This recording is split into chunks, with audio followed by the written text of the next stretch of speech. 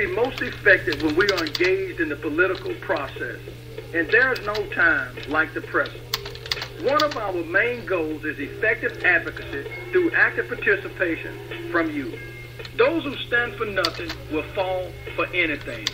Our efforts to keep you engaged and informed as to the importance of current events happening locally and abroad started 2 years ago. Our number one goal is to make a difference. We need you. Join us at the Smoking Glass Hour with Baron Glass. Catch us at www.thesmokingglasshour.com.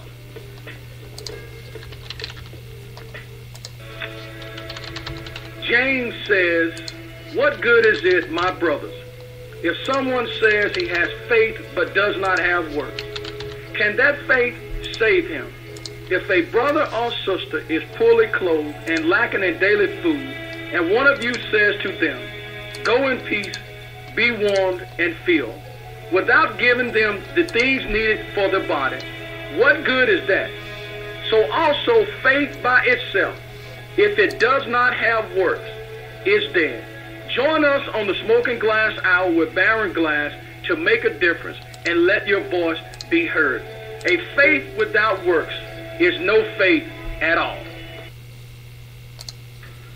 Good evening, everyone, and welcome to the Smoking Glass Hour with Baron Glass. We are honored to have you as a guest tonight and want to thank each of you for your faithful support. Without further delay, allow me to introduce to you Mr. Baron Glass. Mr. Glass, take it away. Good afternoon. Welcome to the Smoking Glass Hour with Baron Glass, and tonight I will be joined by a very special guest. But before I introduce the guest again, let me make it absolutely clear to those who are residing in and around Caldwell Parish, my parish where there is absolute flooding going on, natural disaster, whatever the case may be. Now, I just put out a post that reads, absolutely no kid will be punished for not wearing the normal dress code. I just spoke to the superintendent to issue a stay on any form of punishment for any kid not able to follow the dress code. I personally flooded in 1973, 1983, and the last one in 1991, and I am very much aware of the burden people are facing at this point. We, the school, are well aware of the disaster and are willing to work with anyone during these troubling times.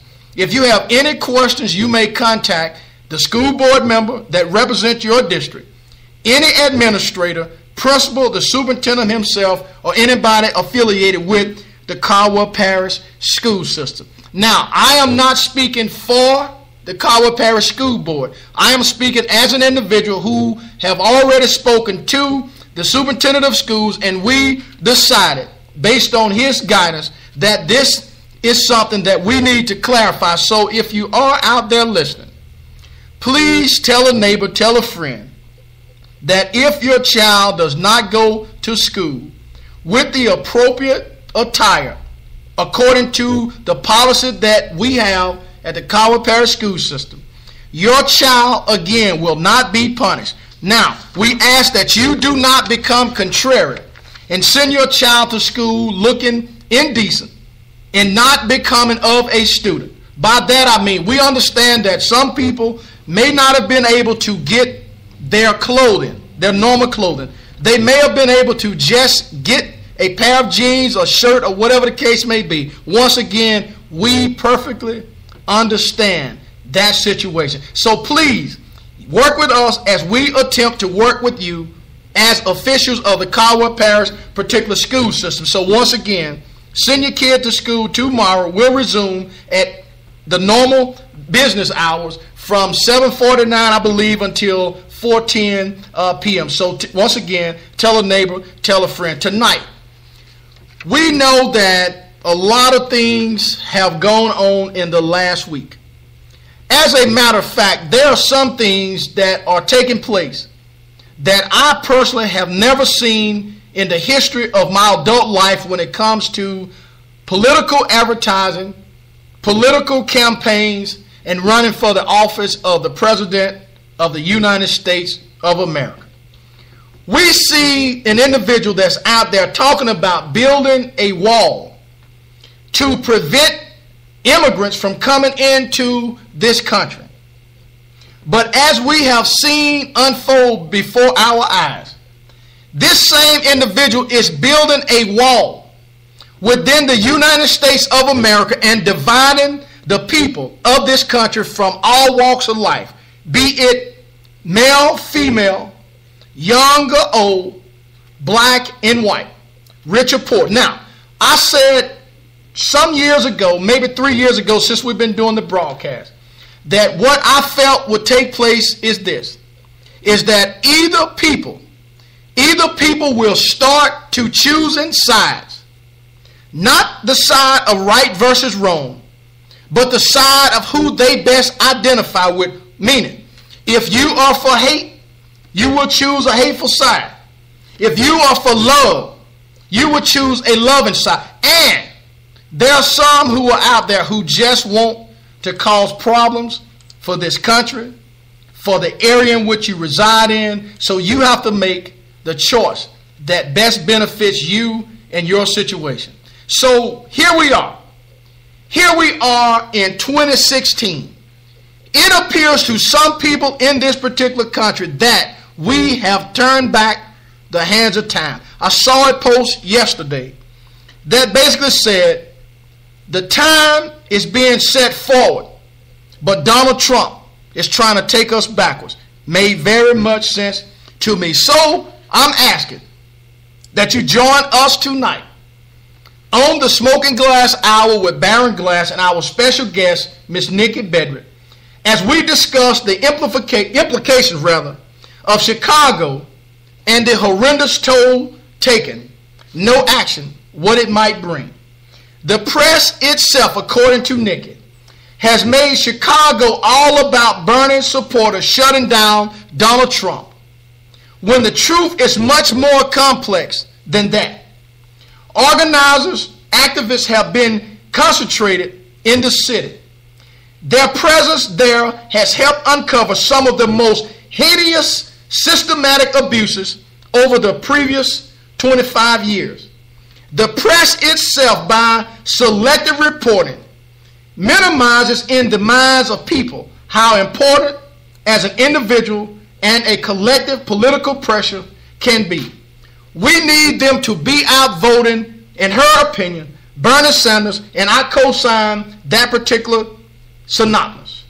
Now, you can call in tonight and voice your opinion at 773-897-6398 or simply listening in at www.thesmokingglasshour.com. Call in and join the conversation with Nikki, and I believe Dave Lamont will be coming on at some point in time if he's not already out there. Nikki Bedrick, how are you doing tonight? I'm fine, Baron. How are you?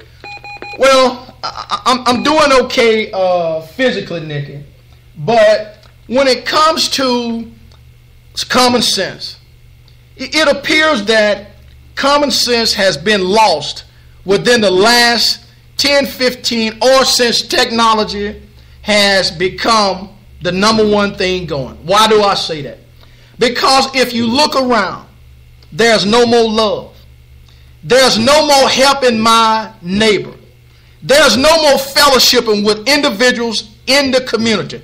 There are some people who stay in neighborhoods or within a select neighborhood who do not know their next door neighbor. So, Nikki, tell us tonight, we're going to talk about the implications of Chicago and the horrendous toll taking no action, what taking no action might bring.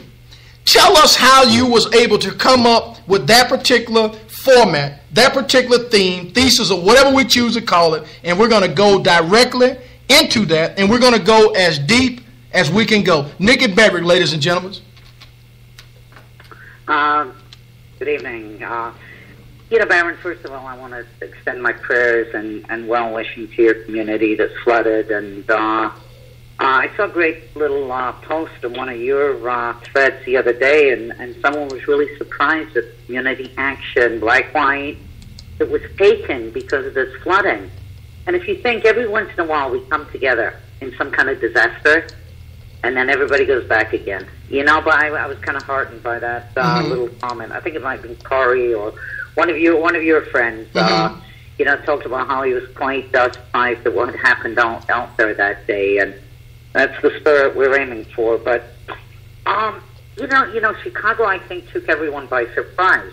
Donald Trump had been on this roll, this bandwagon, this choo-choo train that seemed unstoppable.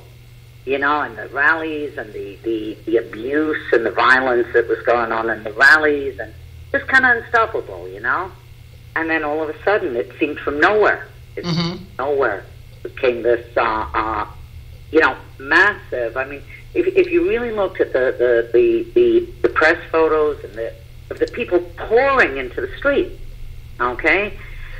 And I've been real kind of, active in color change, Black Lives Matter, that type of thing. And particularly on Chicago, and I'd like to talk about Chicago as kind of the microcosm of the macrocosm that's really happened. One city, one American city. And the last 30 years, I mean, more, the brutality that has been happening in Chicago is, I mean, the sins of legion, Baron. Anyway, I came across this today. In 1951, a black activist group went before the UN, and they have a committee against torture, the UN Committee Against Torture. And the organization was called We Charge Genocide. Now, this is in 1951. They went before that committee, and what they charged, okay, I'm going to actually read it. It was We Charge Genocide, okay, was the first name given to a civil rights report presented to the UN in 1951. It detailed lynchings, legal discrimination, and most relevantly, instances of police brutality. And at that time, it created a major controversy. Remember, this was 1951. So this document was important because in the framed police actions, not just as injustice, was a deliberate targeting of a group of people for unaccountable violence. Local and national authorities charged that local and national authorities have failed to take action. Over and over again, the state has proven it's violent against black people. It says we see the system not just as broken, but as fundamentally racist. The problems we see are not things that can be fixed or solved from within that system. They're not things that can be fixed or solved from within that system. They exist in the system. So I as I said, I've been following Chicago, and let me give a brief synopsis of some of the major atrocities that have been happening in Chicago for, since 1972. There's a commander-in-chief, John Borg. Now, this is all credible information, all reported, all there for anybody to see. He was a former Vietnam vet. He entered the Chicago police, the police department. He was charged. He's never been charged, actually, because I'll tell you what happened to him. He's known to have tortured over 200 suspects for forced confessions in that period, 72 to 91. His methods were kind of like they were war methods. He used a black box for electrocute. He would put the wires on the genitals of men, put bags over their head. This is all proven. Okay, all proven. There's been all kinds of lawsuits brought against him. And he used the cattle prod, Baron. Racism is a visceral experience. Okay? So he was able to function from 1972 to 1991. He was charged with police brutality in 1989. He was returned to his post. The way he came to light, okay, is the Guardian newspaper in Chicago brought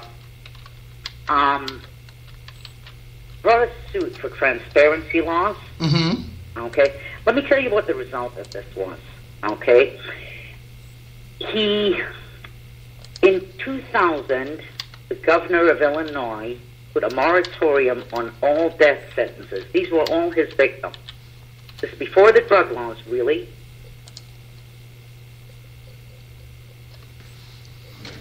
Did we lose you, Nikki? She dropped. Yeah, tonight you're listening to the Smoking Glass Hour with Baron Glass. We're joined tonight by Miss Nikki Bedrick out of Las Vegas, Nevada. We just lost Nikki on the call. I know she'll be calling back. We're talking about the implications of Chicago and the horrendous toll taking no action, what it might bring. And we know that Mr. Trump is talking a lot of tough language, and all of that is fine. But we know that there are some things that should not happen. Nikki's back in. Go ahead, Nikki. Okay. Just the wind-up of this was in 2002, and it was brought to light by civil actions as well. So in 2002, he physically tortured over 200 men. In the year 2000, the governor of Illinois issued a moratorium on all death sentences.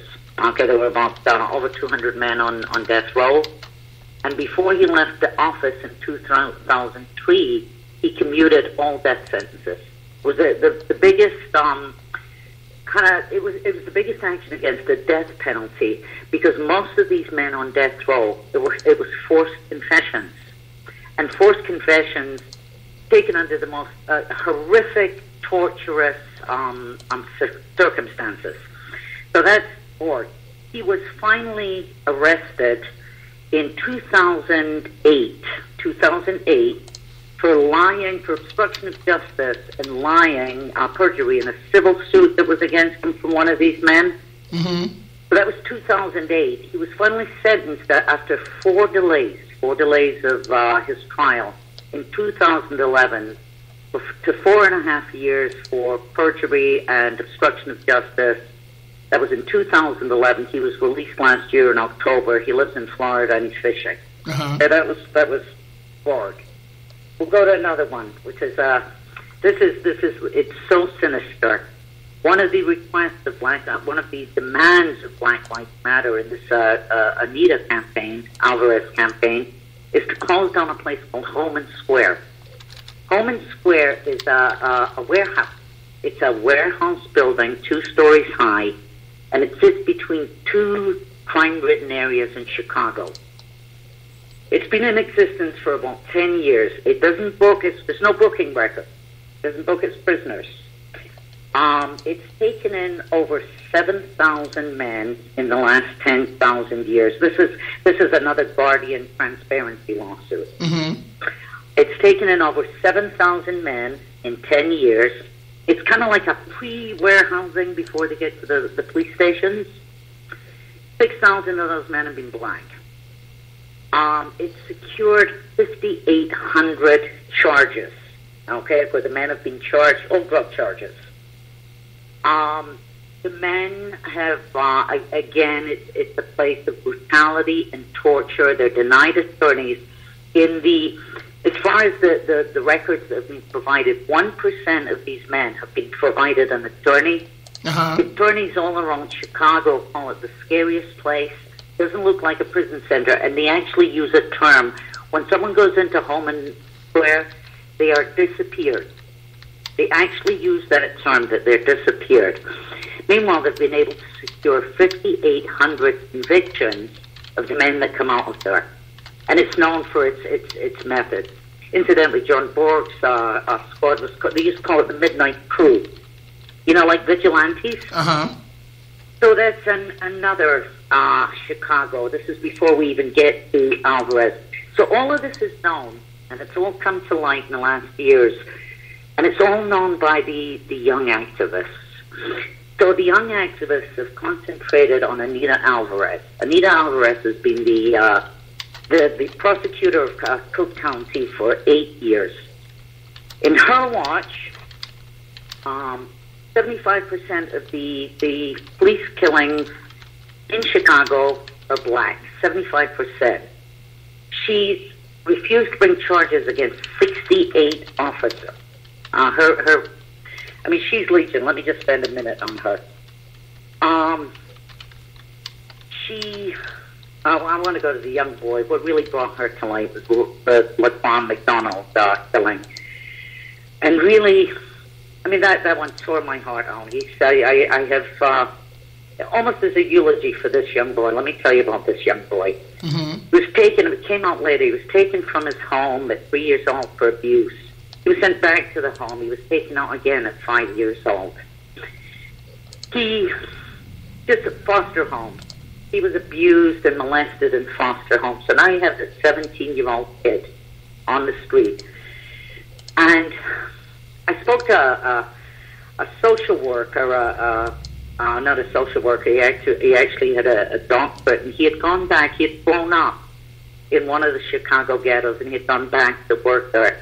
And he said at a certain point, he had to leave. It was so heartbreaking. And he said, Laquan McDonald was dead before they ever shot him that night. Mm-hmm. You know, nobody cared about this young boy. Anyway, to see him being shot, 16 times as he's walking away from the police officers, is just one of the most heartbreakingly horrific sights I think I've ever seen. She covered up. Now, days after that shooting, she released that, there was no wrongdoing, etc., etc., etc. The police officer, Van Dyke, that killed that boy, was able to function for 400 days. They suppressed that tape for 400 days, Baron. Uh-huh. They contacted his mother, who hadn't even had any kind of contact with him. They gave her $5 million to say that she didn't want the tape released. Okay? Hold on, Nikki. Say that again and say it kind of slow, because I want to make sure I heard exactly what you said, and I want to make sure the audience heard what you said. They offered, they found and contacted his birth mother. Okay? This is the birth mother that he was taken from at 3 and taken from at 5. So I'm sure the birth mother's conditions were not very good. They gave her $5 million, for her complicity in not releasing this tape. They paid the woman $5 million. All a matter of record, Barry. A young activist in Chicago and a reporter pressed until finally a court had to release the tape. They released it after 400 days. Hours before they released the tape, Van Dyke, the police officer, was charged with first-degree murder. And then they released the tape. That man had been on the streets for 400 days. The reason, this is Alvarez's office, the reason the tape was not released was because Rahm was up for re-election. And it was such a damning tape. So, Black Lives Matter, and there's a young woman's movement called the Sada's Daughters. And forgive me if I haven't pronounced that correctly. A black brother told me, he chastised me the other day for not using a capital with black, like a higher case C. So forgive me if I've pronounced it incorrectly. But they have been in Chicago on this campaign. Anita Alvarez is up for election tomorrow night. So the Black Lives Matter and the Sada's Daughters have been in Chicago for months uncovering this. They've gone before Amnesty International. So you've had them working and publicizing everything and making everything known and working. This woman's been in office since 2008. I mean, and I sent you tonight, Baron, a list of her abuses. They're so blatant. They're so horrible. I mean, they'd be war crimes somewhere else. Uh-huh. So they've been in the city. You have a second thing in the city. There's an organization called Move On, which is a democratic, kind of liberal, more white, but they're in the city too. And then you have the University of Chicago. And so what happened was there were already activists in the city, and Trump chose the wrong city at the wrong time.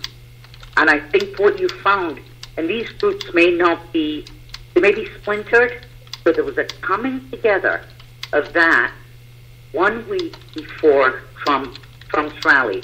There's a young black boy at the University of Chicago And he really kind of, I mean, it's amazing what he did. Students printed up the posters they needed. There was this coming together of all of these groups that happened to be in the city because of this. I mean, this is it's called like a watermark for the black community. If this woman, if they can get this woman out of office. Mm-hmm. Chicago's paid over $500 million in 10 years on out-of-court settlements, Baron. Out-of-court.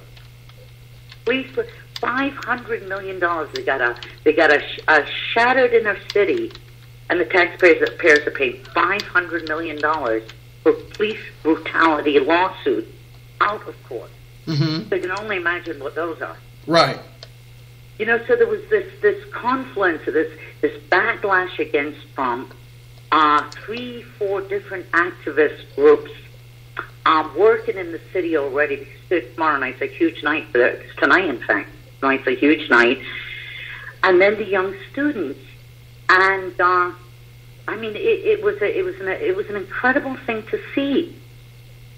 And so where I want to go with this is really this idea of what we can really do as our individual role matters. And I know you're in the prosecutor. Are you, Baron, in the prosecutor's office? Uh-huh. Okay, so you know I'm not going to see it. I mean, I don't know if people are aware of what the prosecutors, how important the prosecutor's office is, and how important it is to get a prosecutor in there with a social justice conscience. And so, you know, just for the record, I mean, he's the only person with the ability to bring charges and decide what charges people are charged with. Mm-hmm. How long someone spends in prison. You know, the court's going to go with the prosecutor's suggestion. The ability to recommend bail amounts, fundamentally deciding whether people remain in jail or don't. Uh-huh. These are, if we're talking about trying to end this system of mass incarceration, because I don't know how it's going to get dismantled. I mean, the prosecutor's office is a really, really important office. And I want to talk about Hillary for a minute and then Bernie. I kind of looked up Hillary today and found out where she stood on the death penalty. Mm-hmm. Now, if I go back to Chicago and tell you that in 2003 it was 167 death sentences that were commuted, and 158 of those were black. Okay? Chicago is the wrongful conviction capital of America. Okay, the number of wrongful convictions are incredible. Uh-huh. If we look at so there's the death penalty, we're the only nation in the civilized world that uses it. Saudi Arabia uses it. China uses it. Russia uses it. Britain, France, Germany, England, Belgium, Holland, Italy, Norway, Sweden don't. You know? Don't. They record it as cruel and unusual punishment. Right. So, you know, Hillary's stance on it, as of 2015, she said that she would have the federal government review it, but it needed to stay in some instances. Uh-huh. Okay? Although so that's Hillary on the death penalty. When I go back and I look at this monster Borg and what he did in 1992, and he didn't even have the drug laws, Baron. Right. He didn't even have the stop and search laws. He didn't have any of those.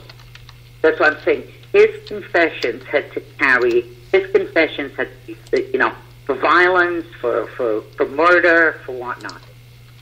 1994 drug laws, stop and search, make it so easy. You know, the next wave was this home and house and square. How easy it is to warehouse the men into that place and charge them. Mm-hmm. And it's incredible. 7,000 men, 5,800 convictions, all drug charges, Baron, all drug charges. Right. Okay.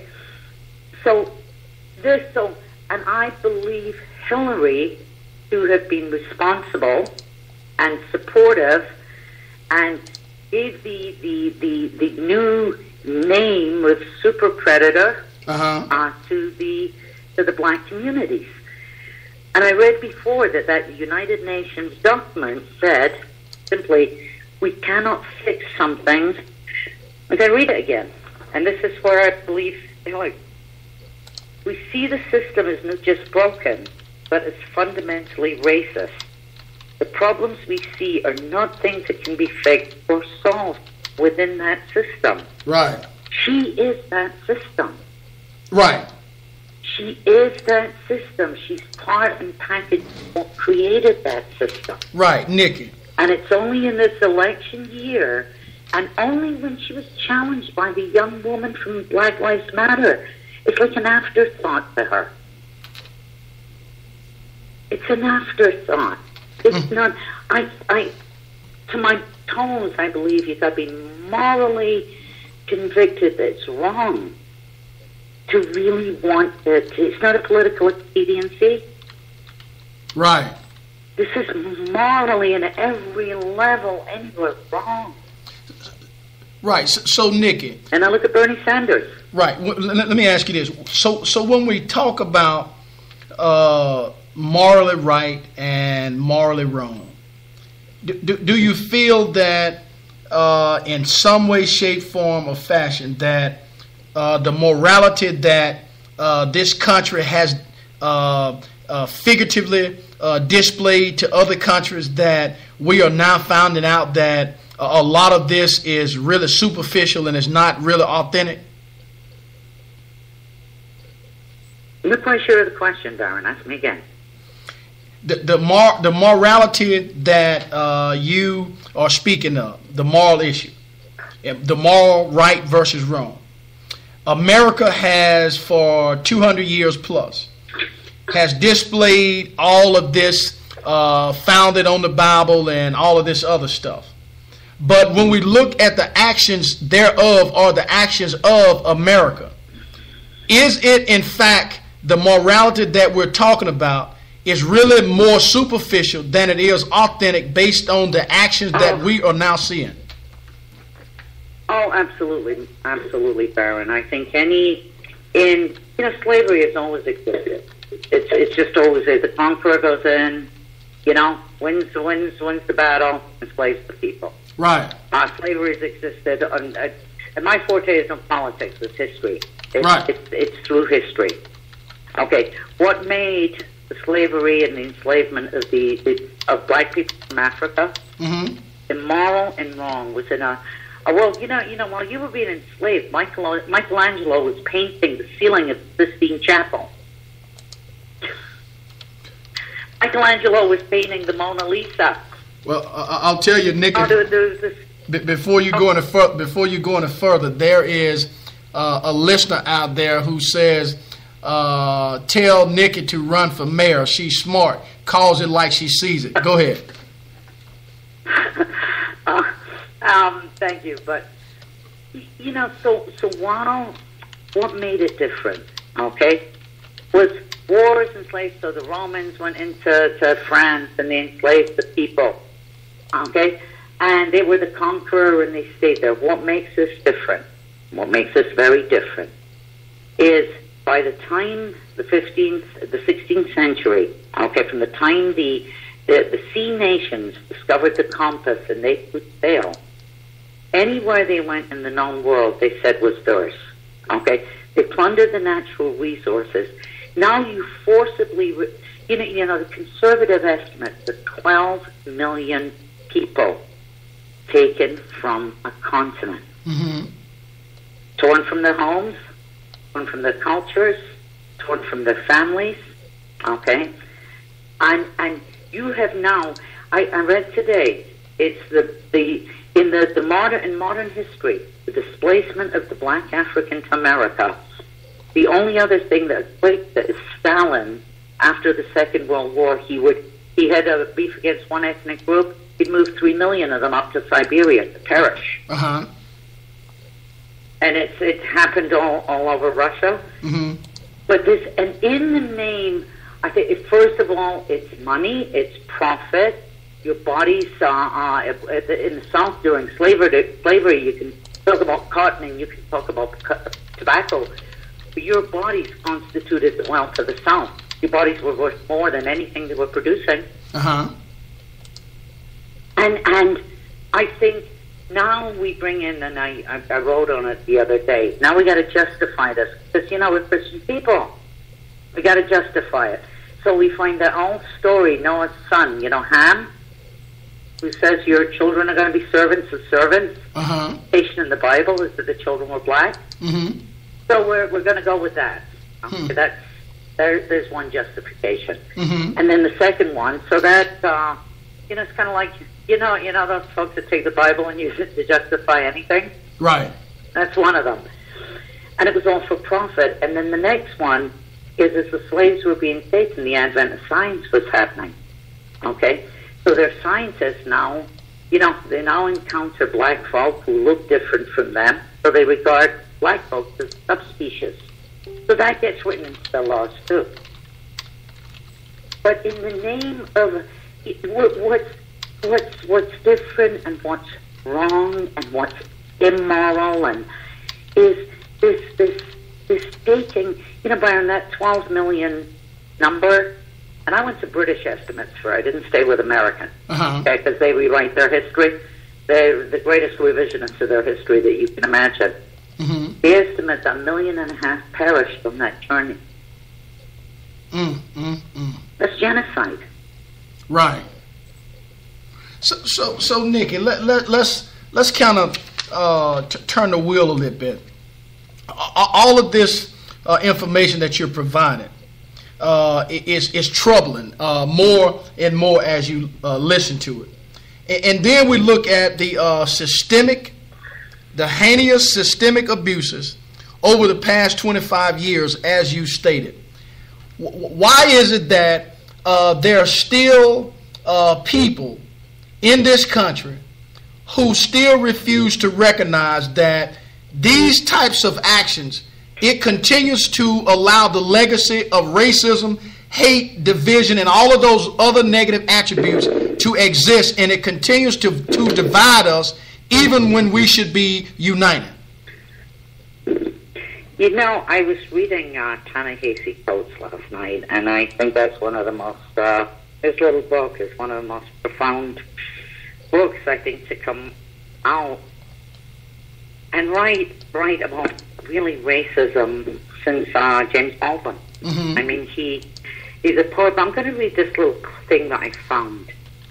And this is a quote. There was a great Russian world. He won the Nobel Prize for Literature. And he was a dissenter then. His name was Alexander Solzhenitsyn, and he had spent about 20 years in their kind of Siberian prisons. And then he was deported, and he was deported to the United States. Uh-huh. And he was an author of the world-class magnitude. And Ta-Nehisi Coates quotes him, and he said, listen to this, listen, it took me about 3 readings to get it. And he said, we would prefer to say that evil people cannot exist, that there really aren't any. And he says, to do evil, a human being must first of all believe that what he's doing is good, mm-hmm. or else it's a well-considered act of conformity, natural law. Okay? With natural law. Mm-hmm. And I think over time, what happened in America is this was natural law. Even after emancipation. Uh-huh. I don't know if I can convey kind of the depth of what I'm saying here, Baron. Mm-hmm. That when you hear Trump supporters, okay, talk about we want America for Americans. You are not, people who look like you are not included. Mm-hmm. Right? Right. People who look like you are not included. Right. And Nikki, you've been on the soil for 500 years. Mm-hmm. Right. Or you've been on the soil longer than the immigrants who came in the 19th and 20th century. Mm-hmm. which is why Corey Jackson, Aaron Hopkins, and many other people who want fairness, want equality, want justice, want liberty, but we cannot negate the fact that there's still a thing called exclusion for people of color that exists here. Now, have we gone from 1 to 2? Yes, we have. But my thing is, we should have gone way beyond from 1 to 2 in 200 years. We should be from 1 to 5, 1 to 6, 1 to 7, 1 to 8, 1 to 9, somewhere further than where we are. Because if we allow... Would have, Baron, you would have if the kind of deep American psyche, which is the racism, okay, which most of them don't even know they have, which I'm sure you know in the looks, you know when you walk into, you know it, sir. You know it, sir. Right. You know it, sir, 10 times a day. Yeah? The most points would deny exists in them, but it's somewhere in that psyche is the natural order of things. Go ahead, Nikki. Go ahead. The natural order of things.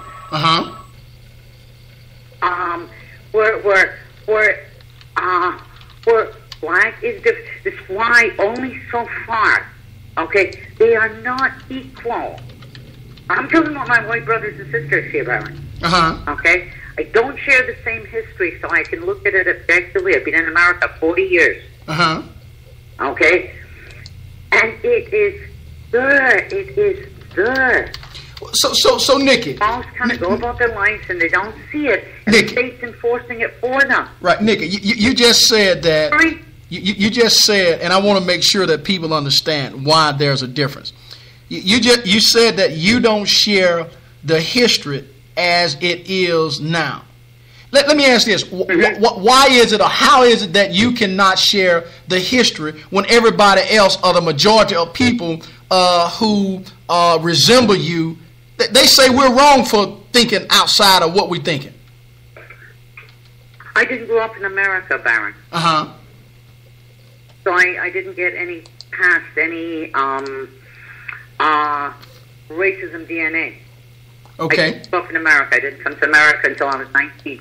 That's a very profound statement. Racism DNA. Go ahead. I didn't inherit it. So I'll make the sweeping indictment of the white man, because it was the British that really began the slave trade into the Caribbean. Okay? But even within my little island, I regard me as Scottish, and the English were all over our ass for about 400 years, you know? But it's simple. I didn't... And you know, in the 60s and the early 70s, there were a lot of particularly black men who would come to London. I lived in London. And they talked about the freedom they felt. You'd find in the 60s and 70s black men going to different European countries. James Baldwin went to France. Now, I'm not saying they don't have their own set of prejudices, but they did not have racist DNA. And they talk about the freedom to just be. To just be. No, to just be. And I know in America that freedom to just be is not there. I'll tell you, Nikki, it's very rare that I'm speechless, but I'm speechless, and I'm not rambling.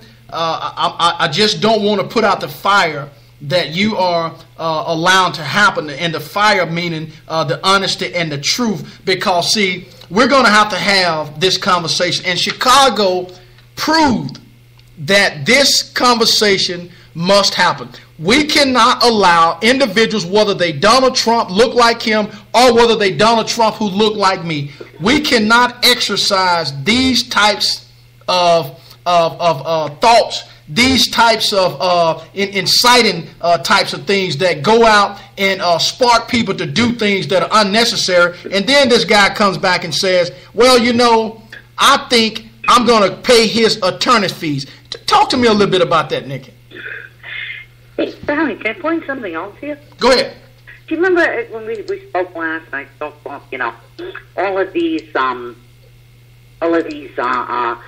police, and they're being indicted, and it was there's a jury behind that. There's a jury that brings back these no convictions. And I said, they were probably mine. First, I think I said they were probably your neighbors, and then I thought more of that, and I said, no, they're probably my neighbors. Okay? Do you notice that every rally where the violence happens, we saw it firsthand, but when you think about it more, of the young black guy being punched and being arrested? Right. Okay? All right. State is behind. The state's protecting at these rallies. Law enforcement and all of the young protesters in Chicago knew it because they brought out the police. I saw an interview with the young guy who really was really so remarkably effective in organizing. And they went to the police department and they told the police departments what they were going to do, and the police department kind of condoned it. And then when they got out there, the police department came out on the horses and the riot gear and the whole thing, and there's no question in anybody's mind that the horses and the riot gear were not there to protect the demonstrators.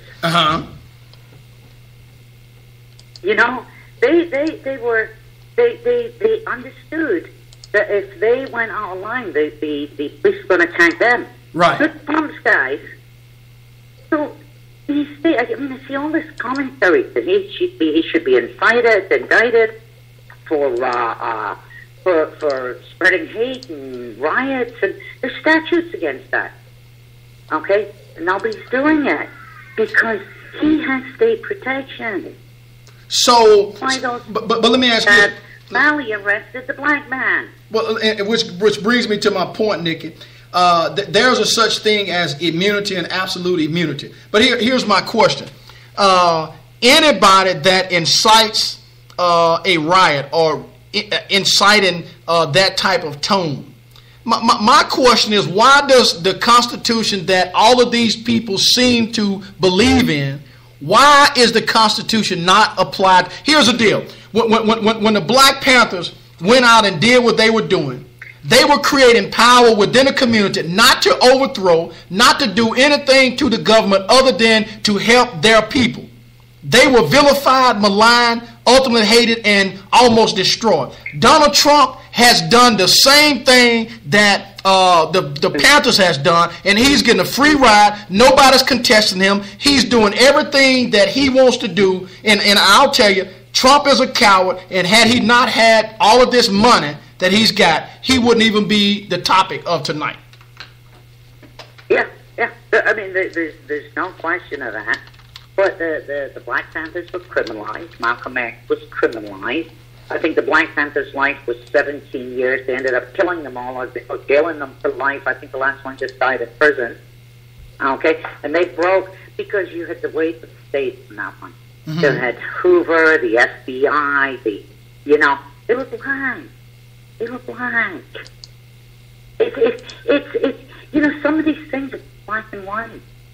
Why is there so much personal attack on President Obama? Mm-hmm. I mean, you can disagree with his policies. You can call him a good president. You can call him a bad president. Whether you lean into politics or be, the hate is vicious. It's personal. It's personal against the First Lady. I mean, I could literally vomit when I read some of the social media. I mean, and I think what's really happened is Trump has given voice to that. Trump's taken what was, Baron, I wrote on I said, somebody accused me of having no filter as a white woman. Okay, she was on a color change website. With no filters and that I was mean. And I said to her, I'm done being politically correct. I said, massaging the sensitive feelings of my white and black brothers. I'm done. Mm-hmm. Because when challenged, it's kind of like that fellow that was on your thread the other day. Mm-hmm. When I challenged him, it's like You knew one girl that got a scholarship and had a car. Right. Except for every black people were getting more of the scholarships. Mm-hmm. When you challenge that, it's almost like they're so sensitive to be challenged. Okay, their comfortable feelings challenged, and when you challenge it, you can really it's there, it sits there. Hey, Nikki, there's a respondent out there now who says yes, they were a transplant too. They love America, but the whites were really mean to them, and especially their mom. The only kindness that they had from that they received were from African Americans. They befriended us and shielded us. Was amazing, and she's out there listening now, so she's in agreement with at least the context of what you're saying. What was her nationality, Byron? Where was she from? I think she's from the Philippines, if I'm not mistaken. Yeah. Well, Philippine, because they look different, go in that category of Latino Hispanic. Well, and the whipping frenzy about the immigrants, Baron, tell you a story. I was 19, and I left London and I went to Acapulco in Mexico. And never having been exposed to American culture, I went there and I saw that Mexico was the most exotic of lands. I loved the music and the color and the food and the vibrancy of the people, and just thought it was just this beautiful, I'd grown up in Scotland in a village. Mm-hmm. But it was the most exotic of cultures. And then I came to America, and I found out what the American thinks of the Latino. And it really doesn't embrace the Latino culture. And I think they're saying in 2040, the it's going to be a white minority. Right. It's going to be a Latino and black, and God help them all then, Mm-hmm. But no embracing. It was a revelation to me. Right? Coming to America was a real revelation. I'm sorry. She's from Japan, Nikki. She's from Japan. Japan. Yeah. Yeah. Well, Asian. Actually, let me get it. Actually, I can't. It's the Kyushu Islands. Kyushu Islands. I don't know where they are, but they sound like Japanese islands. Yeah. Nikki. Islands in the Pacific. Right. Yeah. She says Asians. Okay. Yeah. Let me bring in somebody else. We have Ontario Cameron out from Little Rock, Arkansas, who has a group called Many Hands. It's called MOC. I can't think of the acronym, but Ontario Cameron, are you out there tonight? I am. How you doing, Byron? I'm doing fine. Ontario, we're sitting here tonight talking with Nikki Bedrick, the implications of Chicago and the horrendous toll of taking no action, what it might bring. I know you've been out there for at least 5 or so minutes. Have you been able to digest the depth, the honesty, and the sincerity with what Nikki has basically been saying? And what would you like to add to or take away from what she said already? Yeah, I agree with a lot of what she said. One of the things I was listening to y'all talk about in terms of the minority, the white race becoming the minority, those white people who really understand the dynamics of capitalism, they're not worried about the minority because there's always power and money that controls.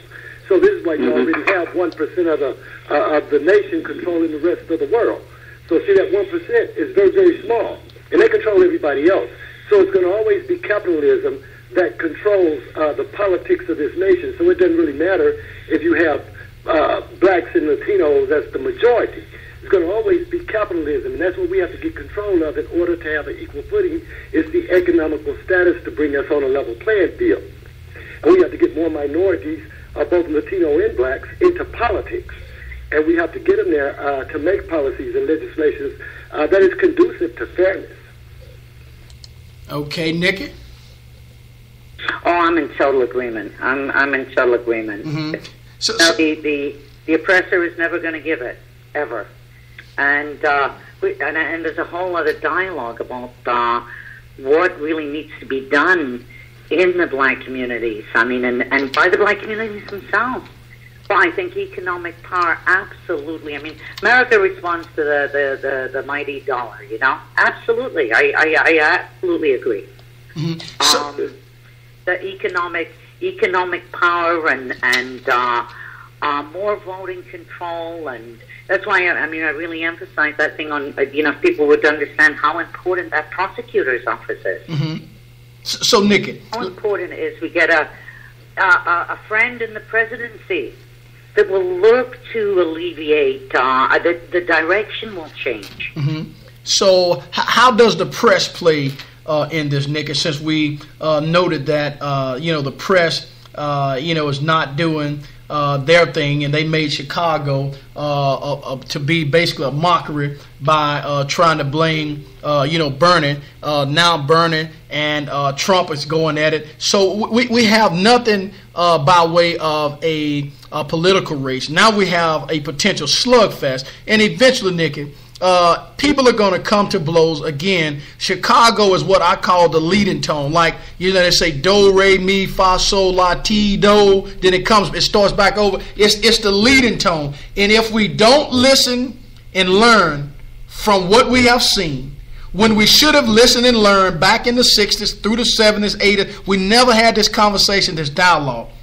What role is the press playing, and how can we, based on what we're doing, change the dynamics and gear this conversation toward what we know is right, rather than yielding toward those who have the money and the political pressure? Well, I think, Baron, as I understand it, the 6 major corporations almost control the national press.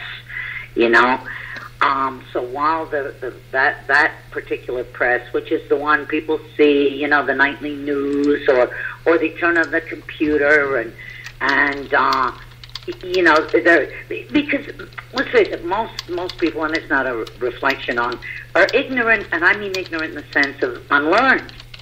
I spent 2 days on this research in Chicago, and every time I found something else, my jaw dropped and my jaw dropped, and I got sicker and I got sicker and I got sicker as I was, looking at it, But most folks, even on their presidents, they're going to go by feel, by sense. Right. Okay? So I think social media is a tool. So without social media, I don't think President Obama would have been elected. He harnessed that power. How did we meet, Baron? Through social media. Right. How are people connecting? Through social media. We don't have to rely on them for our information anymore. That's the lazy man's tool for information. Right. The information is there, and I think Obama's harnessing in the first campaign of social media was incredible. Right. So I think that's a tool for us. It's a tool to. I know that the connections I've made through social media have been enormous. I met you through social media. Right.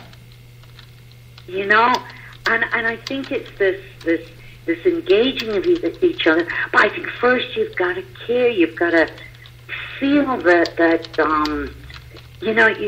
something wrong. And yes, myself, me, can in my little space that God gave me make a difference.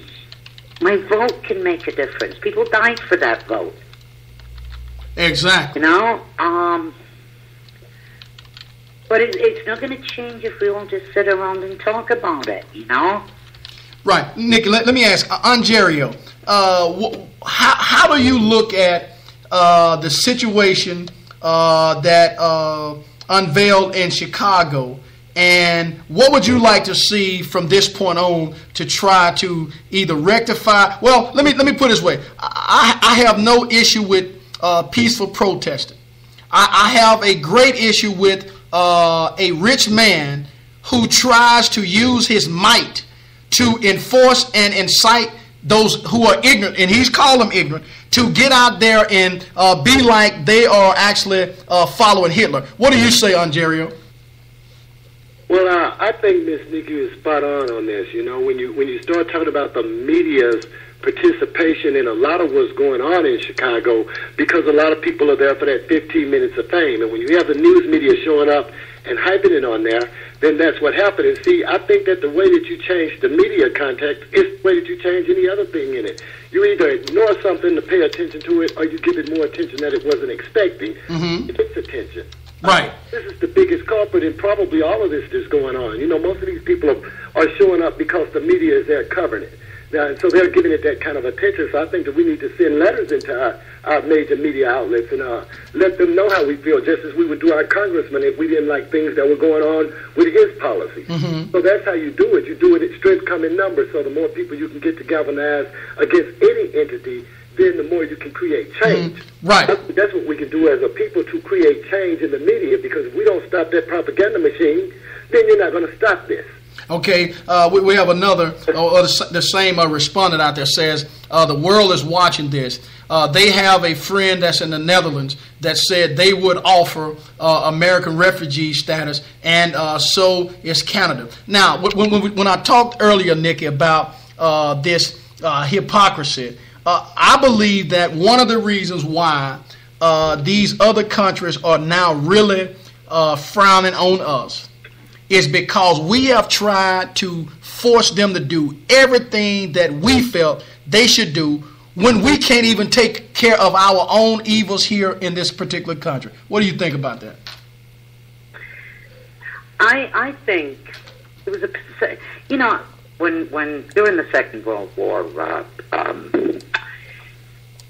was 1939 to 45, and I was born in 52. So all of the men folk in my family, both sides, everywhere, engaged in that. Were in that war, and it was a war of incredible magnitude. So I was a post-war baby, okay. And there was always this feeling of gratitude, because there was a time before the Americans entered the war that my little country, Britain, stood alone. Hitler had invaded all of Europe, okay, and we were beleaguered. Okay? I mean, and he was coming, and FDR stepped in. Okay? So there was always this feeling in Britain, and I had it growing up, of this benignity, thankful that the Americans came in. And in fact, my husband used to say to me, if it weren't for the Americans coming in, you would have been speaking German, Anyway, so you have to break up, after the war, the victor wins, so new countries get born. It's how the Middle East was created. Okay, Britain is no longer a superpower. It's got to let go of all. Because at that time, after the war, and after that terrible thing that happened in Europe, and we always remember the Holocaust, but 60 million people were killed in that. 60 million people, Baron. Right. Okay? Between what happened in Russia and Britain. So they calculate 60 million people, okay, over a 6-year period. So, and I think there was a recognition and really what happened to the Jews, okay, principally, that, there was a nationalistic feeling where the British were still in Rhodesia, the Dutch were still in South Africa, and the European countries had been battered by 2 world wars. So I don't think it was any benignity on their part. They started to lose their colonial possessions, okay? I mean, and about time, the lease was up. And that's when America kind of grew to its might. Well, America is the one that in the 60s went in and nationalized the oil in Middle East, this type of thing. And if you look at American foreign policy over 50 years, now, there's been little spats here in Europe, like Serbia and that type of thing. America and Europe hasn't had a war between nations since then. All of the wars have been American, okay? And American sister corporations have systematically gone in and taken over where the Europeans left off. And the nature now. So this has been brewing for a while. And this idea of American might and American goodness has been on the wane for about the last 20 years in Europe. Because you're looking at really, I mean, America's regarded today. Okay, so while all of this is happening, America's expanding. You got civil rights going on in America, which was the first one that all is well there. I mean, I think until civil rights, European countries didn't really know what was happening in America. Mm-hmm. You know, America had been pretty much isolationist until about 1945. You know, you didn't really know. And then, of course, there was the coupled with civil rights, there was the anti-war movement. Okay, this first idea of a conscientious objector, that you were in a country that, you know, your men were going to fight, and your men had an objection about why they were going to fight. It's the first time in history you had a conscientious objector, Baron. Somebody wouldn't go because their conscience wouldn't allow them, and the greatest conscientious objector was Muhammad Ali. Right. You know? And so, really, since Vietnam, as America has gone into, I mean, we used to have a saying in Europe, you know, Idi Amin was eating people in Africa. Right. Okay? Was eating people in Africa. America didn't go in there on a human rights thing, but they're going in Saddam Hussein because he has oil. Uganda didn't have anything America wanted. It was really that simple. Mm-hmm. So the perception of America in Europe has undergone a change in 50 years. Where I can tell you as a European, and you can check the European press, America is regarded as a greedy, avaricious, brutal, unjust place. Mm-hmm. Yeah, Nikki. No.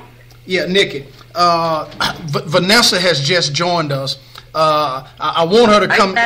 Yeah, I want her to come in just briefly because Nikki, I want to go ahead on right now and touch bases on the other component of the show based on the information you sent me, and I told Vanessa that through text message that her and you could create the dialogue. So if you have that handy, because I don't have it handy right now.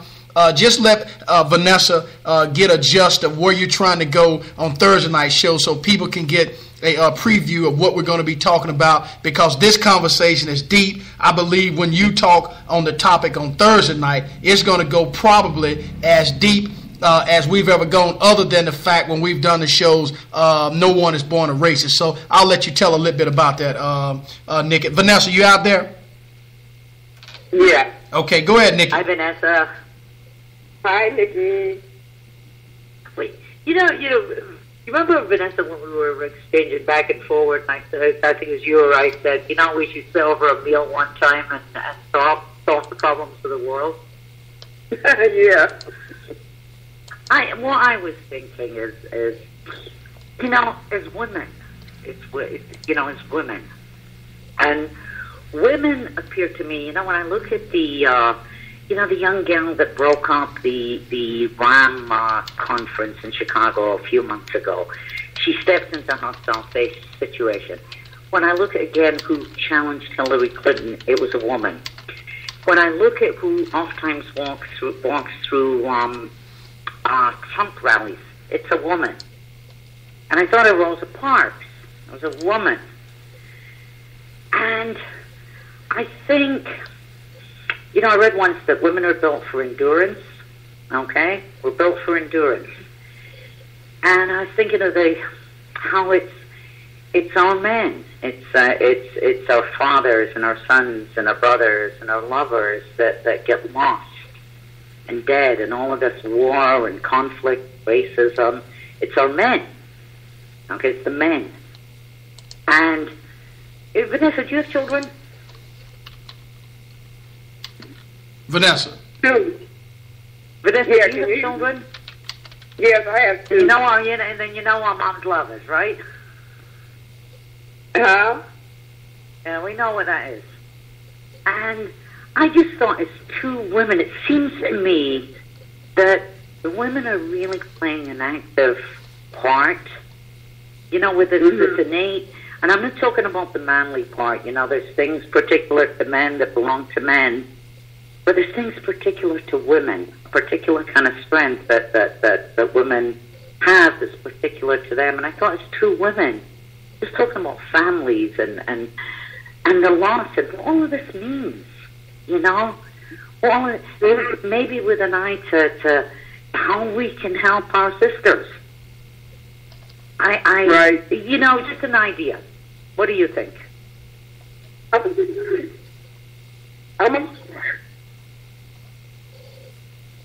Nikki?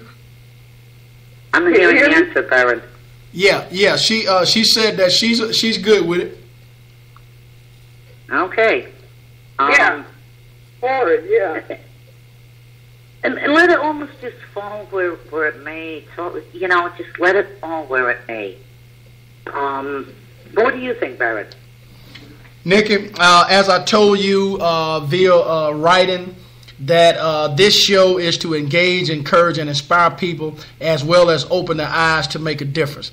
I think that, again, I used to have what we call Ladies' Night on Mondays night, where we had Dr. Salisbury and Dr. Savage, who came on and had their own show. I've extended that, to you guys in your own way. You don't have to do a show of your own. You can come on as often because, again, it's not about me. It's about other people and their voices being able to come on and share some of their goals, some of their values, because if we continue to allow mainstream media to do these things, we're going to be lost as a goose, and we're already lost now. So anything that you guys agree, I already have that information. It is a green light, and I am A-OK with it. I want you guys to go as deep. I want you to encourage women to get involved. I want you to encourage women.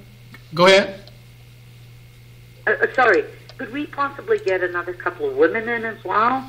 I can reach out to them. A lot of people are afraid to come and talk on a live broadcast for whatever reason. It's a natural for me. I'm not afraid to talk anywhere. As a matter of fact, I wished I could talk directly to Donald Trump, because I would be sure to put him in a corner that he's never been put in. He cannot bully me. I don't care how much money he's got, because I am the same man as he is. There are some things that I would like to ask him, because if you are trying to deal with the free world, how in the hell can you be dividing people from the outset, and people are ignorant enough, I can't even get my word out. They're ignorant enough to actually follow him. It's my passion. If I was doing this, I wouldn't have a problem with somebody calling. I had a guy the other day, yesterday, whenever, called me a racist because that doesn't bother me, because I know that I've helped more people than most people that look like me help the opposite person. I do not have a problem with anybody. I love all people, and I would do whatever I can. However, even when it comes to my people, if you're wrong, I'll tell you wrong. If I'm wrong, I expect you to tell me that I'm wrong, because when you're looking for mutual respect, you don't want somebody to tell you that you're right all the time, even when you're wrong. So yes, Nikki, we can reach out. Vanessa, I know your sister is a director, writer, or whatever, a producer. I can try my best. I would love for my 23-year-old daughter, which is her birthday is tomorrow. She would have no problem engaging, but I think she may be. I'm not going to say a little too deep, because she gets her blood from her dad, not bragging. I mean, she's just different than I am a little bit. I think it'd be great, Baron. I think it would be great. Feisty, deep, no holds barred. Well, I'll tell you, I will ask her if she would be interested in joining in Thursday night. She's not going to have a problem. Vanessa, I think it would be good. I think I wish Dr. Broder could join in, but I understand her prediction. I spoke to Dr. Broder this morning. Mm-hmm. I should just say the doc, but well, I understand her position. I was telling her about tonight, mm-hmm. and so I was filling her in on some of the Chicago things, mm-hmm. and she's like, "What?" And Dr. Broder, she's a PhD. Right. She is incredible in a particular field. She's highly political. And because of the lack of coverage of the Chicago stuff, she was unaware of that, Baron. Right. She was unaware, okay? Which is, I think, really the importance of getting this. While the press is controlling the information, okay, so somebody gets a little pocket over here, and maybe somebody gets a little pocket over there, or a little pocket of information over here. But the connecting of the dots is what makes it incredibly powerful. Right. You start to connect the dots, and you get the whole picture. So when somebody's functioning with just a little bit of the picture, I mean, she was appalled this morning, okay? Mm-hmm. And we've known each other long enough, and she knows what a meticulous researcher I am. Mm-hmm. So she never doubts it, you know? Right. And she was appalled. And then she said something. So we were talking, and she said, so many are going to vote for Hillary because they don't want to vote for Trump. So she said, how do you get that? It's not that they're for Hillary, okay? But, I mean, and she said, and I could feel her down. And I said, so look at Bernie Sanders, just look at him. Look at him. You know, so there's this lethargy even about the vote. And I think what the young man from Arkansas, I'm sorry I didn't get Ontario Cameron, he's a poet. Yeah. This idea of political power and this idea of grassroots, it's not going to be changed from the top to the bottom. It's going to be changed from the bottom to the top. Right. And I think the more engaging, and I think the more, I mean, the plight of the black family, Aaron, the poor black family. You know, when I read about this young man, Laquan McDonald, and when the young social worker said to me, he was dead before they even got him. How do we get into that? You know, how do we get into that? You know, where and maybe to hear the collective pain of these mothers. Nikki, our Japanese friend that's out there listening says that she would love to join, and her husband, who is, I believe, Jewish, would like to listen in, but they are actually caretakers of her mom, and she does not want to commit to chiming in on Thursday night, but there's another female perspective from another nationality. Because, see, here it is. I like a rainbow, and I'm doing my very best to reach out to everybody, because all you have to do is have enough courage to come on and talk. And I think what we probably need to do, rather than do it at 8 o'clock, we may need to back it up another 30 minutes. So if we go to full 2 hours, we're looking at 7:30 to 9:30 rather than 8 to 10 o'clock. So what we'll do, Nikki and Vanessa, we'll just communicate and correspond tonight and tomorrow through email, and to make sure that everybody's on the same page. Because what I like to do is, because I have to get this information to the administrative assistant and go in and get everything scheduled, and I don't like to delay their agency, which is Administrative Services Direct, getting all this stuff set up, the images and all that. I believe that this right here could be very, very informative. I know that Aaron Hopkins and Corey Jackson would join in on Thursday night along with you guys. This can go as deep as you guys want it to go. So, Nikki, we're looking at about 11 minutes. Ontario, I know you're out there. So anybody got any final comments that they like to make on tonight's topic, which has been coined by Nikki, the implications of Chicago and the horrendous toll of not taking any action, what that might bring to that particular city. So, Vanessa, tell us how you felt about what you've seen in Chicago. I know you had a funeral, so you have our regards for myself, Ontario, and Nikki, along with everybody from the Smoking Glass Hour. Go ahead, Vanessa. Well, as far as what happened in Chicago, somebody made the comment that, Trump is saying that, Bernie Sanders stacked the deck with his people, and that's what's been going on. But now they're saying that what's going to happen now at the Democratic rallies, are they going to turn around and do the same thing to the Democrats? Are they going to let Trump's people go in and disrupt or whatever? But as far as Trump, I don't see it as a disruption of his rallies. I see it as a tourist spot. It's kind of like he's already let everybody know what he's all about. He's still out here on the campaign trail, and he's still talking great stuff. So it's not like he's going to say anything different at his rally. So it's not like they're disrupting his rally. It's just a different place. That's what I see is happening. But a lot of people think he should just, they should allow them to say what they need to say. And, just like Ted Cruz, he had a disruption, but he let the person talk. And Rubio, he had a Bernie Sanders fan out there, and he let him talk. And they said that this is how a rally is supposed to be. But when it comes to Trump, a lot of people are seeing KKK rallies. They're not seeing a presidential rally. Right. Well, and again, we know that there are some subliminal messages taking place. We know that Trump is an excellent marketer. We know that Rachel Maddow gave a great conclusion to why she felt like this has been orchestrated. Trump is no stupid man when it comes to orchestrate negativity, but when it comes to being a leader, he falls short. He's the lowest of the totem pole. Angerio, you got any closing comments you'd like to make? Yes, I would like to just say that, when I look at that situation in Chicago, what comes to my mind is called personal responsibility. So that's why I don't shift everything on Donald Trump in terms of how people are behaving. We have to have personal accountability. But I also would like to just take this minute to have you and to share with you and I believe her name is Nikki and Vanessa. Right. Well, they're having a one of the the people who got massacred in South Carolina. Well, they are having one of the guest speakers come here to Little Rock at the state capitol to speak, and I'll be up there sharing some of my poetry. And so I wanted to extend an invitation to all of you and as well as your listeners.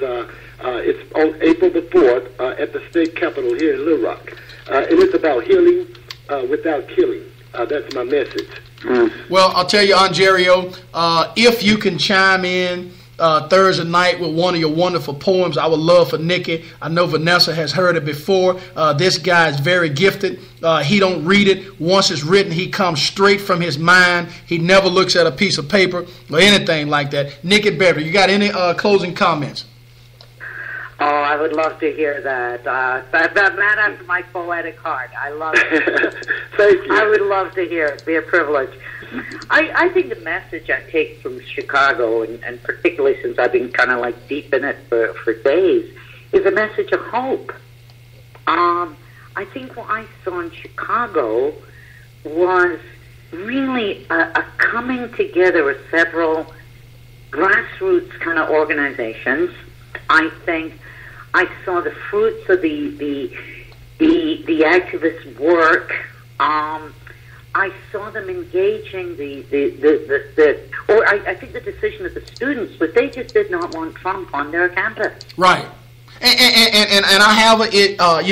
Even if I dislike the Klan, they have a right to protest and rally and do whatever. So even if the students didn't like him on campus, I think they should have allowed him to have that right. However, they should have been able to have their right to be as loud as he is, because all he's doing is spreading a lot of hot air. He has no sense of direction when it comes to leading. Nikki, I support you 100%, and I know exactly what you're saying, and we'll go with it that way. I respect everything that you do, everything that you say.